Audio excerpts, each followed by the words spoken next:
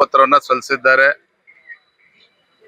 ಕೇಂದ್ರದ ಸಚಿವರಾಗಿರುವಂತಹ ಪ್ರಹ್ಲಾದ್ ಜೋಶಿಜಿಯವರು, ಮಾಜಿ ಮುಖ್ಯಮಂತ್ರಿಗಳಾಗಿರುವಂತಹ ಜಗದೀಶ್ ಶೆಟ್ಟರ್ ಅವರು, ಶ್ರೀರಾಮುಲು ಅವರು, ಗೋವಿಂದ್ ಕಾರಜೋಳ ಅವರು, ಅರವಿಂದ್ ಲಿಂಬಾವಳಿ ಅವರು, ಮುರುಗೇಶ್ ನಿರಾಣಿ ಅವರು, ಗದ್ದಿಗೌಡರು, PH ಪೂಜಾರ್ ಅವರು, ನಮ್ಮ JDS ಪಕ್ಷದ ಎಲ್ಲ ನಮ್ಮ ಹಿರಿಯ ಮುಖಂಡರು, ನಾಡಗೌಡರು ಕೂಡ ಬಂದಿದ್ದಾರೆ.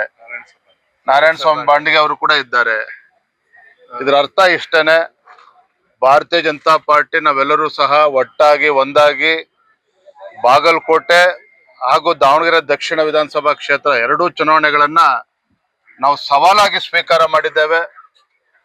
ಪಕ್ಷದ ನಮ್ಮ ಕಾರ್ಯಕರ್ತರು, ಬಿಜೆಪಿ ಮತ್ತು JDS ಪಕ್ಷದ ಎರಡೂ ಪಕ್ಷದ ಕಾರ್ಯಕರ್ತರು ಒಟ್ಟಾಗಿ ಒಂದಾಗಿ ಈ ದುಷ್ಟ ಕಾಂಗ್ರೆಸ್ ಸರ್ಕಾರದ ವಿರುದ್ಧ ನಾವು ಗೆದ್ದೇ ಗೆಲ್ಬೇಕು ಅನ್ನೋ ಒಂದು ಸಂಕಲ್ಪನ ತೊಟ್ಟು ಅಖಾಡಕ್ಕೆ ಇಳಿದಿರುವಂತದ್ದು. ಮತ್ತೊಂದು ಕಡೆ ಈ ಕ್ಷೇತ್ರದ ಪ್ರಜ್ಞಾವಂತ ಮತದಾರರು ಬದಲಾವಣೆಯನ್ನ ಬಯಸ್ತಾ ಇದ್ದಾರೆ. ಮತ್ತೊಮ್ಮೆ ವೀರಣ್ಣ ಚರಂತಿಮಠ ಅವ್ರನ್ನ ಗೆಲ್ಲಿಸಲೇಬೇಕು ಅನ್ನೋ ಒಂದು ತೀರ್ಮಾನಕ್ಕೆ ಈಗಾಗಲೇ ಬಂದಿದ್ದಾರೆ. ಅದೇ ರೀತಿ ದಾವಣಗೆರೆಯಲ್ಲೂ ಕೂಡ ನಮ್ಮ ಅಭ್ಯರ್ಥಿಯ ಪರವಾಗಿ ಒಂದು ವಾತಾವರಣ ನಿರ್ಮಾಣ ಆಗಿದೆ.